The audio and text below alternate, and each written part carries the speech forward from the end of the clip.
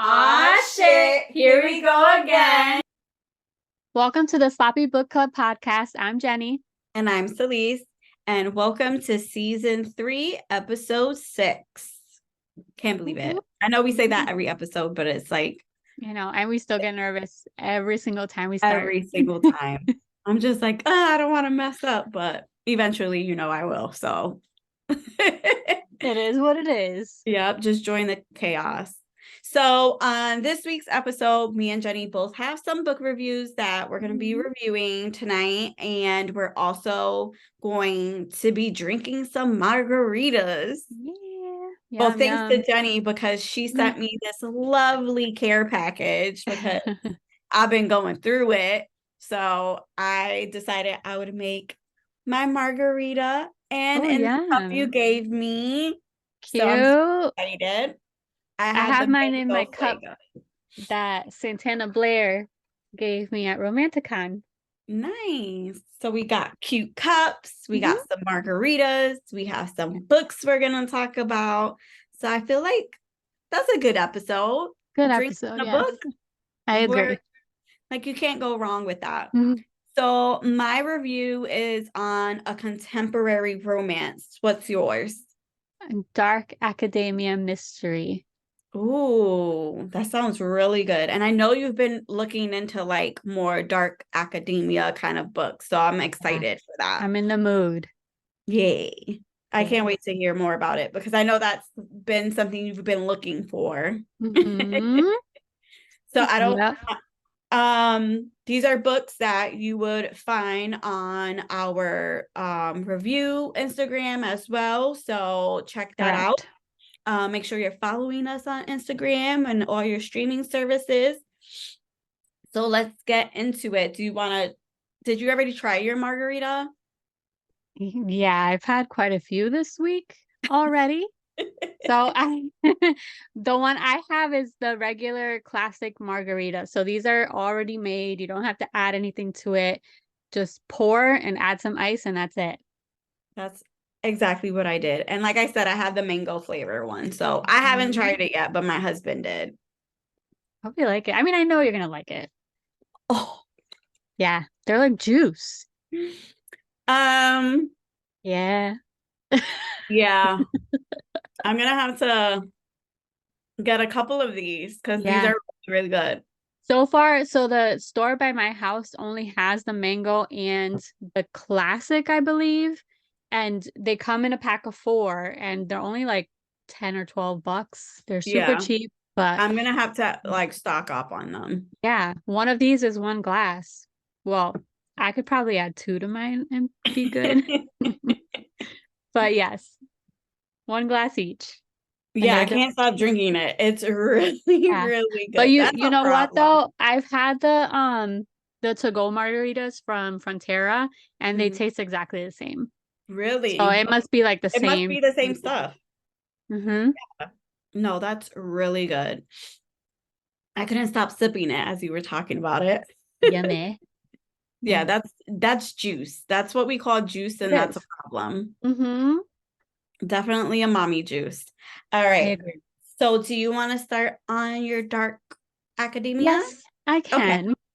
So mine is If We Were Villains by M.L. Rio. I've had this one on my list for such a long time. I don't even know when it came out, maybe like 2018, 19 or something. It's been there forever. I was in the mood, so I finally read it and I loved it. It was literally everything I wanted to read in a dark academia. Awesome. Yeah. Awesome. It was more like a mystery suspense book, but because it takes place in a college, it makes it dark academia. So basically, this story centers around, or for context, the author is like a super huge fan of Shakespeare. Okay. So this whole story is literally that. It's based all around Shakespeare. So it centers around Oliver. It's told in his point of view, and it's also dual timeline. So from his point of view, dual timeline. And it's basically about a group of students who are in this college called Delaware, and they're studying Shakespeare. So the classes start off like right when you go in, you're a freshman, and there's like this big class, and every single end of semester, you basically have to audition for Okay. the play for the following year. Okay. I Okay. thought If you were you, gonna say they die. Someone died. well, somebody does die, spoiler Okay. alert. It's not really a spoiler because you find out right in the beginning. But anyway, they have to audition to be in next year's play. If you don't get a role, you're basically like either kicked out of the school Bam. or I know it's really hard to be in this school. So you're either kicked out or you get like a random job, like, the curtain calls, the Okay. lights, like, so those kinds of roles. Right. But you don't get to be like in any of the plays unless you're just like a backup or whatever. Mm-hmm. It's a really hard school to be in. And it's not only like theater, there's like artists and singers and whatnot. Okay. So basically, you have to be good in order to stay in the program.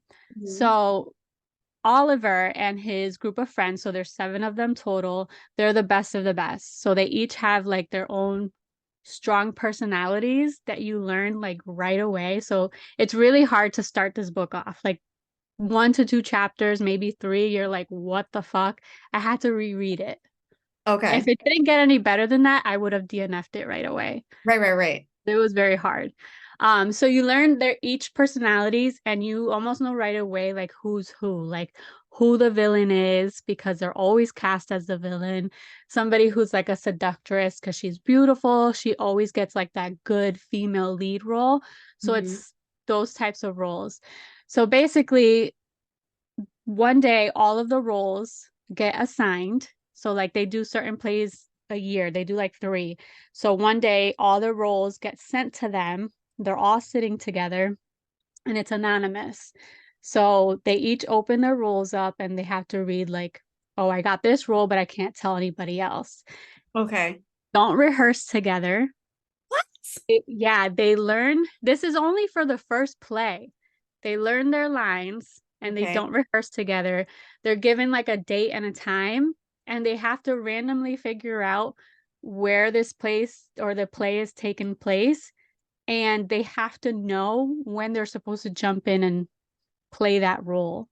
So they Okay. have to pay attention to like, because they know what the play is. It's all like Caesar, like Macbeth, like all Shakespeare stuff. So they know the plays.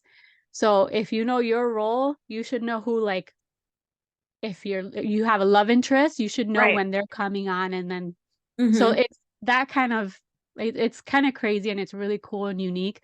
So anyway, they all get their roles and one of them who's usually like the main person, like everybody loves him, he storms off. But they can't talk about their roles because, Okay. you know. So he storms off and he starts acting weird. So then when it comes time to the for the play, nobody sees him until they realize that he's like the announcer. So he's Mm. like basically announcing something and that's it. Like that's his role. He's Ah, usually like lead person. They're now in their senior year and he's always number 1. Like he okay. played Caesar, like that kind of Mm-hmm. stuff. Mm-hmm. So he starts acting funny. He's getting angry. He's getting physical at times and abusive. Then one day he dies. Yes, they all find him, the whole group find him in the lake. He's Mm-hmm. like face up. They're like, oh my God, what happened? They Right. finally decide, let's not do anything. Let's wait and then we'll call the police. Because they're all mad at him at this point. They're all just like, Right. Fed up oh, with him. yeah, because he's being abusive. Like he's actually getting mean.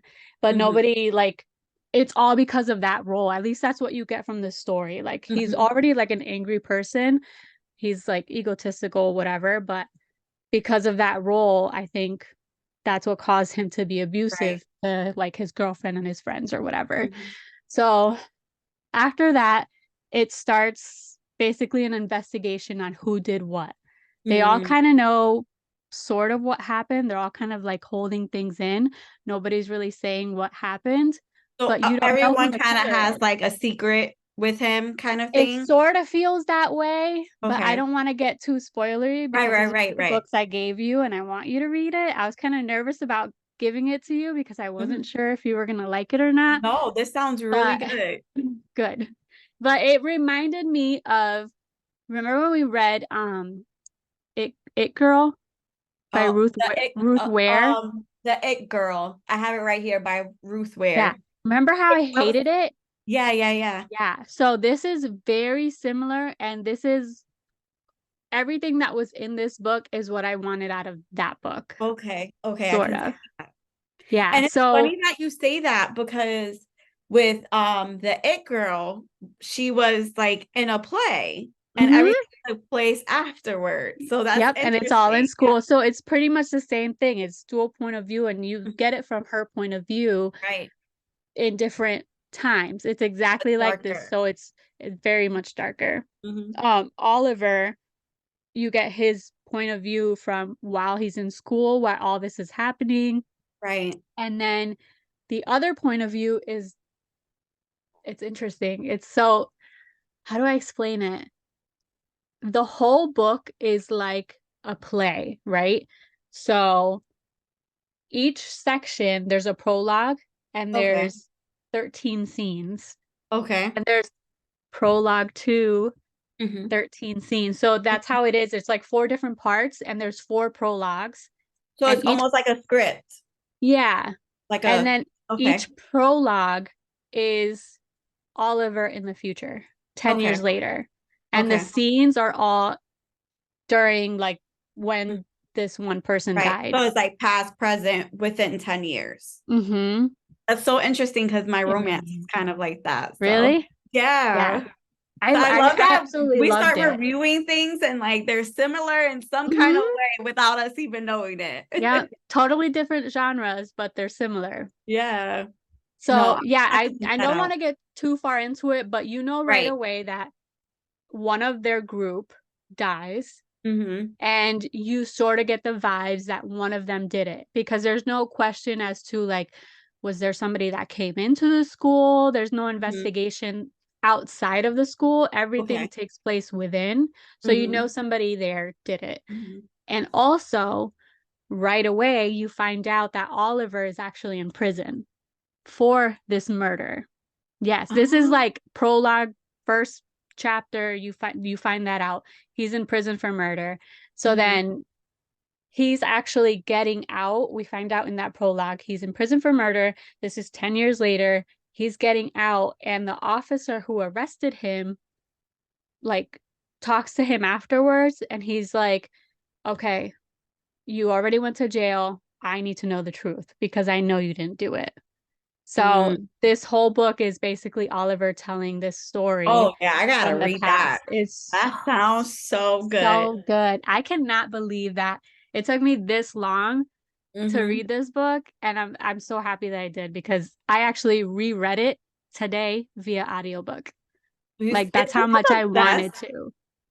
I love that when there's Yeah. like a book that you've been putting off for so long and then you Uh-huh. regret putting it off for so long because it's so good and you Yep. just like, why didn't I get to do this I should earlier? have just read it years ago when I first found out about it. No, that's Yeah. definitely one I want to look into now. Yeah. And Oh, then when I posted about it, people kept sending me messages about The Secret History by Donna Tartt. hmm. They say that it's similar, and it's either people who love If We Were Villains love that book, or you're like mixed. That one's a lot better than If We Were Villains, or If We Were Okay. Villains was a lot better, but it's sort of in the same line. So I think I'm gonna Huh? read that one too. And I apparently it's super old, so I'm gonna try to read it. That I'm sounds really, excited. I don't yeah, want to I'm talk about it excited for anymore. you. Tell me which one is better. Maybe that could be an episode where Ooh, we both read it and we compare yes. like which one is better. Yes. Do we Awesome. agree with the ones that really enjoy it or the ones that are like, Mm. oh, this one is really good?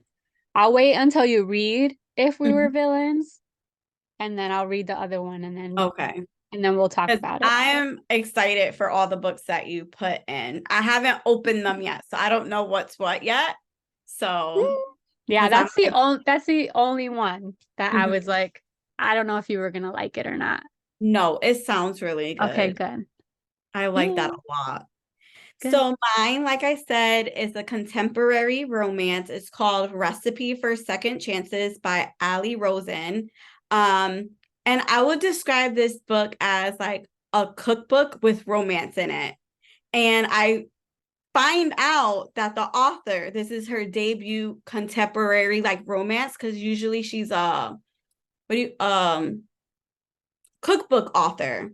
So if I Oh. made I was like, okay, now I understand why like the description of like the food and all those kind of details Mm-hmm. was so like heavy and strong within the book. Because when I tell you she was detailed about the food and it made me so hungry, and I'm just like, oh. Oh, so she did her job well. Yeah, she did that part well, She did very, it very well. well. That's And I love funny. that at the end of the book, there's actual recipes in the book. Ooh, that's Yeah, so always a I really, plus. really enjoy that. Okay, so con- you have to think cookbook with romance, okay? Okay. So that's what threw me off a little bit because I'm more of a romance girly, and I would have enjoyed some of the like the details, but I feel like it was a little bit overkill at some points. Okay. But other than that, this is a romance, and it's a second chance romance, and it follows Stella, who's a food columnist for a food magazine. And like your book, it's like a 10-year gap of past present chapters. So in the past, she meets Samuel, who is her best friend's current boyfriend's friend. So Okay. they all meet up one night because Stella's best friend is kind of introducing her group of friends to his group of friends. So like you know how when you're first dating, you want like the friends to kind of like get to know each other Yeah. and hang out. So it was kind of like that kind of vibe. So straight off the back, we know Samuel is attracted to Stella, and they're in their first couple years of college. So they're super young. And Stella is like, this is my break before I go back to school. She's doing like college abroad.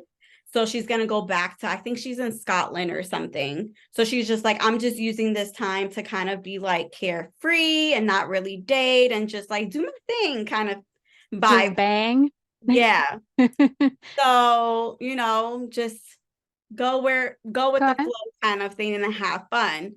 Whereas Samuel, we know right off the bat, he's like super attracted to her. He's more of like a, you know, serious commitment kind of guy. So obviously they're not at the same like wavelength. Like they're Yeah. attracted, there's romance there, but they're just like on two separate paths.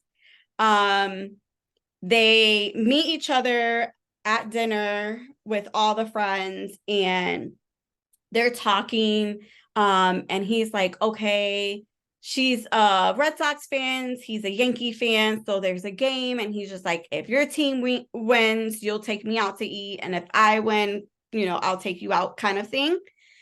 So she winds up winning, and he's like, oh, we can go to like this diner or whatever. And she's just like, no, we're not gonna do that. And she was like, but you can walk me home because she's a little tipsy.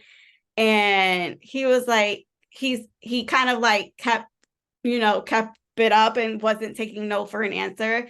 And he was like, I'll see you around kind of thing. And she was like, okay. And then she goes. And Was he she just not into him, or was it just because she was not in the same like So wavelength, like you there's said? two reasons. She was attracted to him. She felt it. But she was just like, she doesn't want that kind of romance. And she knew like he was like a commitment kind of person. But she's Hmm. also coming with baggage, which comes later on or within the story, where we find out that her sister is going through a divorce at the same time. And it kind of shook her when it came to like relationships because she grew up with her sister's husband, and they were dating and together for a very long time. And then they got married. And after 6 months, he just asked for a divorce. So she Dang. saw like her sister going through like the divorce process, moving back home, being depressed, and, just wondering why. Mhm. So she was just like, love can really like hurt you. And that's just not something she's like willing to go through. Um, it's like a fear kind of thing.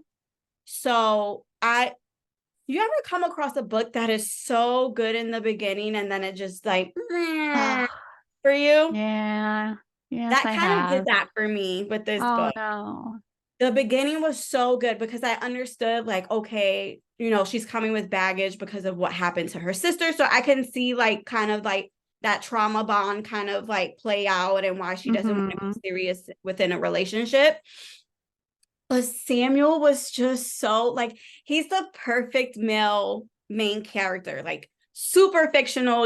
This doesn't really happen in the real world where someone's so attentive and even though you're playing hard to get, he's willing to like put up with it kind of thing. Cause like he gets her phone number, he's constantly texting her and calling her. And then finally she's like, okay, we can go out to dinner and hang out. And like he slowly like left like little pieces of himself so that she would be attracted and kind of want it. Mm. So um she totally aimed for him being like the perfect book boyfriend. yes. And Okay. he was, oh, I Look love at you. You fell in Samuel. love. I did because he was just so sweet. And in the beginning I understood Stella and I really liked her, but then the more like I got into the story, she kind of became a little bit insufferable and like always like playing the victim or being jealous or envious of other Mhm. situations. And I'm just like, girl, you did this to yourself. Like this man poured his heart out to her. And she was just like, Yeah. no, I just want to like friend zoning That's him. frustrating. So I don't want to give too much away. So the 10-year gap is because her best friend, who like the whole reason why they even met, she's getting married to his friend.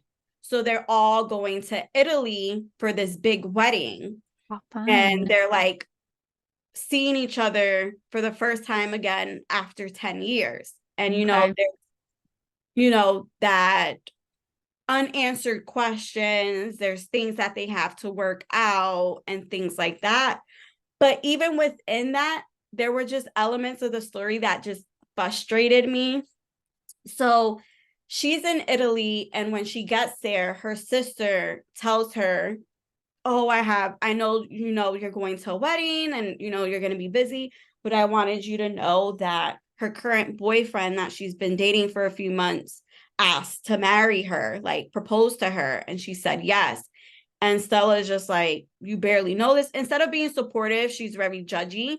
So her sister was just like, you know what? I thought you would support me, blah, blah, blah. Like, enjoy your week in Italy and we'll talk. Wow. And like for a good 70% of the book, a majority of the book, we never go revisit that conversation with her sister. Really? Yes, for a majority of the book. Like it's mentioned and stuff like that, but she never like for a majority of the book, Okay. that's never revisited. However, she's always mentioning her sister and that divorce and the reasoning. So it's just like, but girl, go talk to your sister. Right. That is So, frustrating. and then when Samuel and Stella kind of like reconnect, even I felt like there should have been more like, I don't know, like conflict almost, just because it's like if you guys ended it the way you did 10 years ago, for you to guys just to jump back into the bedroom, like make it make sense kind of thing.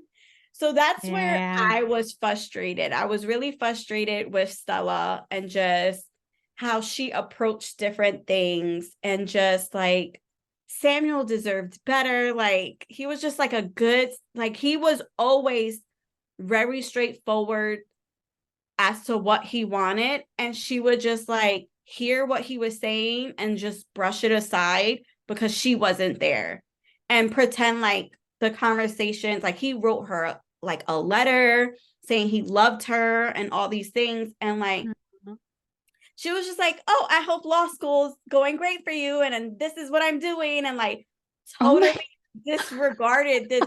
Like he wrote her a detailed letter. Oh my God. And then she sent this like little snapshot, like, oh, da da da da da da. And the, oh. I feel like that would be me in that situation. I'm like, Like, oh, okay. oh, that's nice. Yeah, Send. basically. I feel like that's me. And then 10 years later, she's like, oh, could I have been in love with him? He was so great and all these other things. And like, like he's always been one that I've like always like tried to stop thinking about and all these things. I'm like, girl, like you put yourself through that misery and he's been miserable because of you. And then what really got me was when she was like, oh, that she envied the fact that, he's been so successful and like he seems happy and like she's not happy at her job and just different things like that. And I'm just like, again, that's your fault. I wonder if the author meant to write her that way. Mm-hmm. Like that frustrating. It had to be, right? But it doesn't make sense to me, like when you say she's sort of kind of envious about how his life is going and how good it is. And could I have loved Yeah, him? But it doesn't sound like she even there's like tried. a good like paragraph where she was like, oh, I envy the fact that he's been able to like do these things or whatever. And here she is, like, that's not how she's feeling. It's a lot of inner dialogue for Stella and like her battling her own feelings and like talking to herself and like that kind of like drug out a little bit too. So that became a little bit much. I'm like, okay, let's move it along kind of thing. Yeah.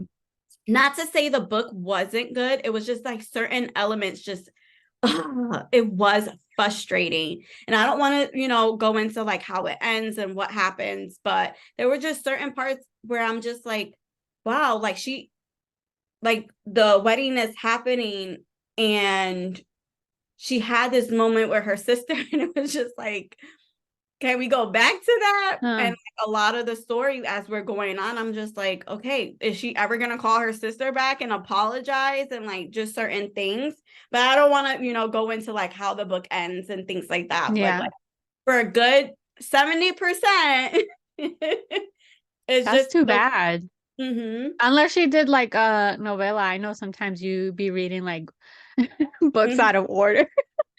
There's like a whole novella that talks about it. But I'm not gonna say like if that's conversation is ever visited. I'm just saying like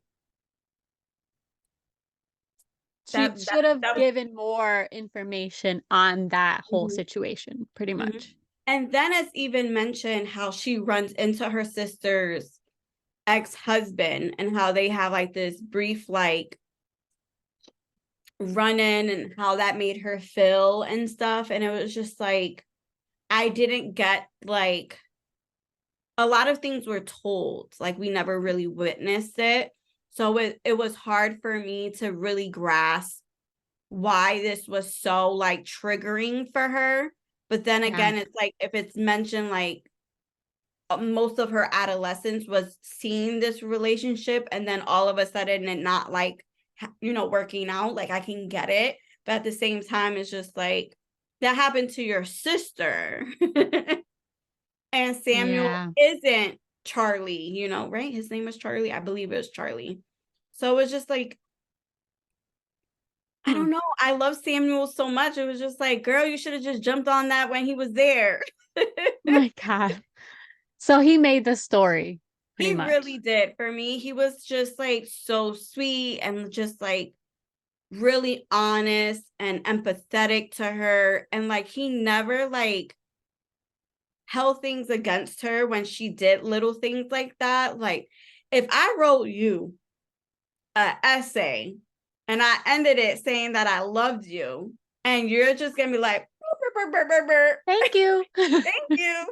Or totally just like not even like mention Yeah. that. Like, that's crazy to me. He should have walked away. He should have. But when you know, I guess. I guess he liked that like Yikes. cat and mouse game, I guess, or being emotionally abused, because that was just like crazy to me. Wow. But there were certain aspects, but it did get me a little bit out of my reading rut, because it's been really hard for me to find books that I want to finish. I've been DNFing Mm. books left and right. And I think it's just like where I am emotionally. And Yeah. it's just like, if I don't enjoy it within the first like 30%, I'm not continuing. I just can't. I have Mhm. very limited time Yeah. You during don't the wanna day. waste your time. I do not want to waste my time. So, I finished this one. There was, like I said, parts of it where I was just like, "Ugh," so mad. But for a debut, book, and going from a cookbook to a whole like contemporary romance, I feel like that's like a big jump. Like, they're totally different things. Yeah. Hey, So she I'm not tried. mad at it. And like I said, like, it made me hungry. Like, she's good at what she does when it comes to cookbooks. At least you got something out of it. I really did. And there's, like I said, recipes at the end that Yeah. I'm like, I'm gonna have to give this a go, because the wedding was in Italy, like I said, and I was just like, I want to go there. I want to Mhm. eat that. Mhm. That sounds Well, delicious. if you try something, make sure you take a picture of it and post it with the book I should. so that other Mhm. people could see it. I should. I That'd be really definitely cool. should, because there are certain recipes there that I'm like, yeah, I'm gonna try that. Yeah. I like to bake and cook from time to time, so that might be something I do. But yeah, that was Awesome. Recipe for Second Chances. Um, it was also one of my Amazon picks for, like, how like they do Oh, those monthly things. So I actually got it for free, which was yeah. nice. But I've it read one mhm. Amazon First Reads book. I always You get know so what? excited. I'm like, "It's the first. I gotta go This get my book." this was I think my second one, because I think my first one was, I think it was by Lisa Gray, and it was the one about the real estate agents and how there was like a murder within the house. I don't think we ever did an episode on it, but I know it's on our Instagram. I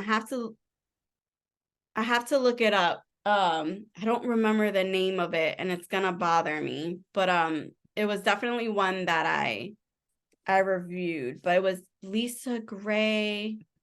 Not All Eyes on Me. What is it called? Let me look it up real fast. Yeah, I've been getting them since, like, I wanna say either May or June, and I've Mhm. only read one, and that was a novella. It was only, like, 90 Like a pages. short one. You were They were like, super I'm gonna short. keep Not that it. I don't wanna read them, they all sound good, the ones that I picked, they're just, Mhm. you know, There's just so very low many. time. Yeah, Yeah. Lisa Gray, To Die For. And that was the one about like they're all trying to sell this like $1 million home, and it's like five real estate agents that work for a company, and the Mhm. company is like, we're only going to choose one agent to sell the home, so they're all trying to like battle it out to sell it. um and that was a good one. So those are the only two like Amazon pick ones that I've read so far, I'm but I glad you're have so actually reading many. them. Every Yeah. month I'm just like, okay, I'll try this one. Okay, I'll Mhm. try this one. And then a million other books are added I to my know. TBR. They just keep piling up. You should Oh, see wow. like my counter behind my dining room table, Is it packed? packed with books. Yeah. I have a set of books here. I have tons of books on that counter. And I'm just like, I need to stop. I just need Mhm. to like go on a book buying like ban for myself. Yeah, and I actually have not bought any books. I've done pre-orders of like sequels and stuff that Mm-hmm. we've already read or something, Mm-hmm. and they're now starting to, you know, Yeah. show up. I have I like a have few in January coming. I'm like, oh my God, no, I I have the can't. Scarlet Veil that I got at some point in October. It's still in the box. I haven't even opened it. Oh my God, not me. Once I get them, I'm like ripping them No, open. I have not opened it. It's sprayed edges because it's like the one of the like special edition ones. I have yet to open the box, read it, nothing because I have the author's Blood and Honey series and I really enjoy Oh, that. So this is I remember. I believe it's called The Scarlet Veil. And I want to read it. It was definitely something that I wanted to read last month, but I just never got the chance to. And I know it's pretty and it's just like in a box and I just haven't opened. Oh my God, I'm terrible. that's But yeah, hilarious. hopefully I'll get to it at some point. And then all the books that I get, like at the book signing, I bought some books and I haven't even opened up those. It's just Oh like my God, I know. too Yeah, many books. I'm trying not to. I really want to read everything that I have. Definitely Death by TBR. Definitely. I am getting it piled on and I'm just like, ooh, stop. But it's so Yeah. funny that you say your pre-orders are coming in because Yep. mine are too. Yep. I'll get an email. I just got an email from Barnes, and I have so many pre-orders from Barnes from Mm-hmm. like even a year ago. Mm-hmm. And they were like, "Oh, we couldn't charge you. You need to update your card." And it was just because my card expired, so I needed to add Mm-hmm. the new one. And I'm like, "Oh Okay. my God." So I go on and I check. I'm not gonna name the book, but I have two pre-orders from the same book, and I pre-ordered it on Amazon, not realizing it too. And then I tried to go in and cancel it, and I Is couldn't it one cancel that I it. have the sequel? Is it a sequel? Okay. I know which one you're talking about. Mhm.